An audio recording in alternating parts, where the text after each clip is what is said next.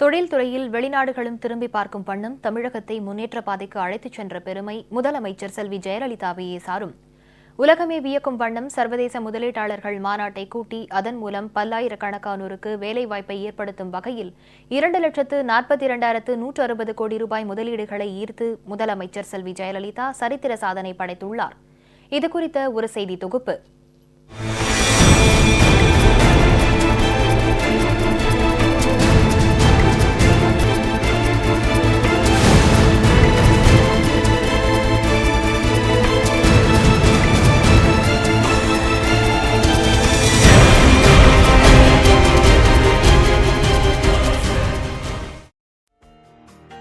தமிழகத்தை தொழில் சார்ந்த மாநிலமாக முன்னேற்ற தமிழகத்தின் முதலமைச்சராக முதன்முறையாக பொறுப்பேற்றது முதல் அதற்கான திட்டங்களை தொலைநோக்கு சிந்தனையுடன் உருவாக்கி செயல்படுத்தினார் முதலமைச்சர் செல்வி ஜெயலலிதா.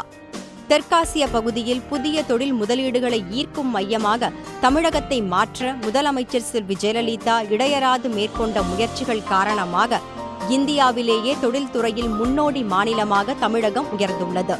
2003ஆம் ஆண்டு புதிய தொழில் கொள்கையை முதலமைச்சர் செல்வி ஜெயலலிதா அறிவித்து செயல்படுத்தினார். அதன் தொடர்ச்சியாக உட்கட்டமைப்பு வசதிகளை வலுப்படுத்தவும் பொதுத்துறை நிறுவனங்களை மேம்படுத்தவும் திட்டமிட்டு துரித கதியில் பணிகள் மேற்கொள்ளப்பட்டன. தொழில் வளர்ச்சி தமிழகம் முழுவதும் சீராக அமைய 12 மாவட்டங்களில் 17 தொழில் வளாகங்கள், தொழில் பூங்காக்கள், தொழில் வளர்ச்சி மையங்கள் ஏற்படுத்தப்பட்டன. திண்டுக்கல்லில் உணவு பூங்கா, சிறுசேரியில் தகவல் தொழில்நுட்ப பூங்கா போன்றவையும் உருவாக்கப்பட்டன. 2011ஆம் ஆண்டு மீண்டும் பொறுப்பேற்ற முதலமைச்சர் செல்வி ஜெயலலிதா தொழில்துறைக்கு அதிக முக்கியத்துவம் அளித்தார். ஏற்கனவே திட்டமிட்டு தொடங்கப்பட்டு பின்னர் திமுக ஆட்சியின் அலட்சியத்தால் தாமதப்படுத்தப்பட்ட உட்கட்டமைப்பு திட்டங்கள், மின்சார உற்பத்தி திட்டங்கள், நிதி ஆதாரங்களை திரட்டுவதில் ஏற்பட்ட தொய்வுகள் ஆகியவற்றை முதலமைச்சர் செல்வி ஜெயலலிதா மீண்டும் புனரமைத்து திட்டங்களை தீவிரமாக செயல்படுத்தினார். இதனால் தொழில் வளர்ச்சி வேகமாக வளர்ந்தது. தொழில் வளர்ச்சிக்கான அடித்தளத்தை ஆழமாகவும் விரிவாகவும் ஸ்திரமாக உறுதியாக மேம்படுத்திய முதலமைச்சர் செல்வி ஜெயலலிதா தொழில் வளர்ச்சி மற்றும் விரிவாக்கத்திற்கு அடிப்படை தேவையான நிதி முதலீட்டை ஈர்க்க தனிச்சிறப்பு மிக்க திட்டங்களை செயல்படுத்தினார். பன்னாட்டு நிறுவனங்கள் தமிழகத்தில் தொழில் தொடங்க நிர்வாக மட்டத்தில் சீர்திருத்தங்களை மேற்கொண்டார். தொழில்துறையினருக்கு தேவையான சலுகைகளை வழங்கினார். தெற்காசிய பகுதிகளிலேயே உலக அளவிலான முதலீட்டாளர்களை அதிக அளவில் ஈர்க்கும் மையமாக தமிழகத்தை மாற்றும் நோக்கத்துடனும் வளர்ந்த நாடுகளின் தனிநபர் வருமானத்திற்கு ஈடாக தமிழக மக்களின் தனிநபர் வருமானத்தை உயர்த்தும் நோக்கத்துடனும் உலக அளவில் பெயர் பெற்ற நிறுவனங்களின் உற்பத்தி மையமாக தமிழகத்தை உருவாக்கும் நோக்கத்துடனும் இந்திய துணைக்கண்டம் கண்டிராத வகையில் தமிழகத்தில் தொழில் புரட்சியை ஏற்படுத்தும் விதமாக முதலமைச்சர் செல்வி ஜெயலலிதா தமிழ்நாடு தொலைநோக்கு திட்டம் 2023 அறிவித்து செயல்படுத்தினார். இதன் தொடர்ச்சியாக சூரிய மின் உற்பத்தி கொள்கையை அறிவித்து முதலீட்டாளர்களை ஈர்க்க வழி ஏற்படுத்தினார். இந்த முன்னோடி திட்டங்கள் செயல்படுத்தப்பட்டு தீவிரமாக உட்கட்டமைப்பு வசதிகள் மேம்படுத்தப்பட்டன. உலக தரத்திலான உட்கட்டமைப்பு வசதிகள், தேவையான மின் உற்பத்தி, திறமையான மனித ஆற்றல் கொண்ட மையமாக தமிழகம் உருவெடுத்தது. இந்த பலமான ஆழமான அடித்தளத்துடன் உலகளாவிய முதலீட்டாளர்கள் மாநாட்டை கடந்த ஆண்டு சென்னையில் பிரம்மாண்டமாக நடத்தினார். Australia, Britain, France, Italy, Canada, Japan, Russia, Malaysia, Korea, Singapore உள்ளிட்ட 15 நாடுகளில் இருந்து 1000க்கும் மேற்பட்ட தொழில் பிரதிநிதிகளும் இந்தியாவின் பல்வேறு பகுதிகளில் உள்ள தொழில் நிறுவனங்களைச் சேர்ந்த 4000 பிரதிநிதிகளும் இந்த மாநாட்டில் பங்கேற்றனர்.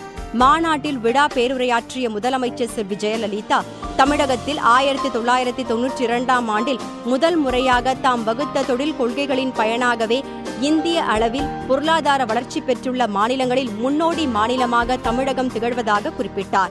Tamil Nadu has the largest number of factories and largest employment in industry of close to 2 million persons amongst all the states in India.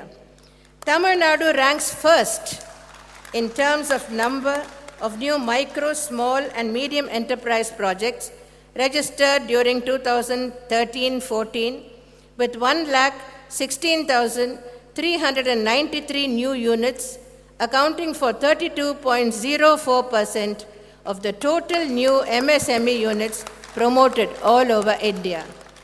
During 2014-15, the number of MSME units registered went up even further to 1,43,104.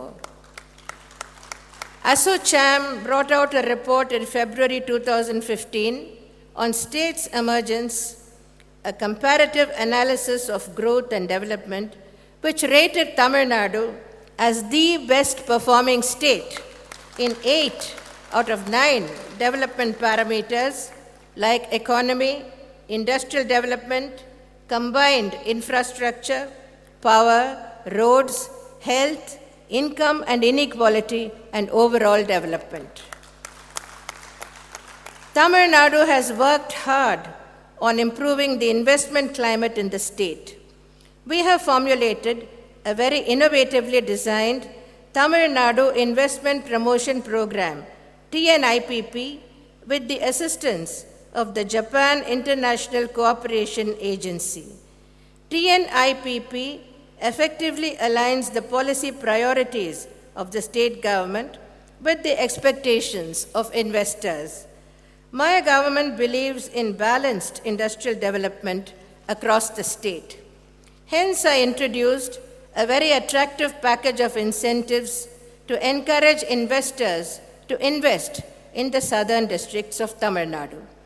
A ready-to-occupy land bank of 42,000 acres is available for industry. CMIE indicates that the total incremental investment proposed in the state during April 2011 to June 2015 is 2,61,709.92 crore rupees.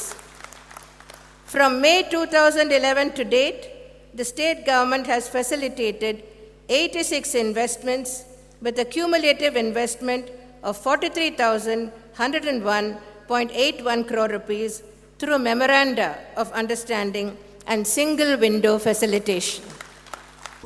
உலகளவிலான பெரிய தொழில் நிறுவனங்களை தமிழகத்திற்கு ஈர்த்து சாதனை படைத்த முதலமைச்சர் செல்வி ஜெயலலிதா தமிழக அரசின் பொதுத்துறை நிறுவனங்களையும் மற்ற தொழில் நிறுவனங்களையும் நெருக்கடியில் இருந்து மீட்டு அவற்றை புதிய உத்வேகத்துடன் செயல்படுத்த வைத்தார்.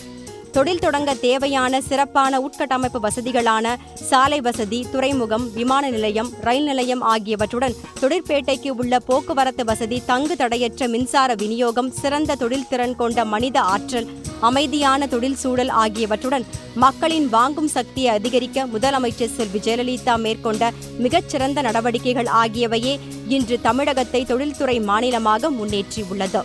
தொழில் வளர்ச்சி உள்ளிட்ட ஒட்டுமொத்த தமிழகத்தின் வளர்ச்சி காரணமாக மக்களின் பேராதரவை பெற்றுள்ள முதலமைச்சர் செல்வி ஜெயலலிதா வரும் சட்டமன்ற தேர்தலில் மீண்டும் வெற்றி பெறுவது உறுதி.